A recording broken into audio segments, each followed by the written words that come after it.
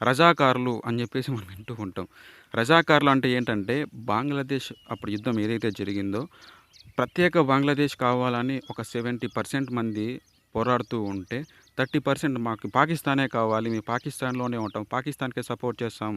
పాకిస్తాన్‌కి సపోర్ట్ చేసే వాళ్ళని ఆ దేశంలోనే ఉంటూ, వేరే దేశమైనటువంటి పాకిస్తాన్‌కి సపోర్ట్ చేసే వాళ్ళని రజాకారులు అంటారనమాట. సో, ఆ రజాకారులు ఇప్పుడు ఈ స్టూడెంట్‌లని రెచ్చగొట్టారు. At the same time China BRI belt road initiative చెప్పేసి ప్రతి దేశంలోనూ తన యొక్క మార్క్ నిలబెట్టుకోవాలి. అక్కడ ఎంటర్ అయ్యి ఆ దేశానికి ఆర్థికంగా సపోర్ట్ చేసి మళ్ళీ ఆ దేశాన్ని తన గుప్పట్లో పెట్టుకొని ఇండియా మీద ఉసిగొల్పాలి అని చెప్పేసి చైనా యొక్క ప్లాన్.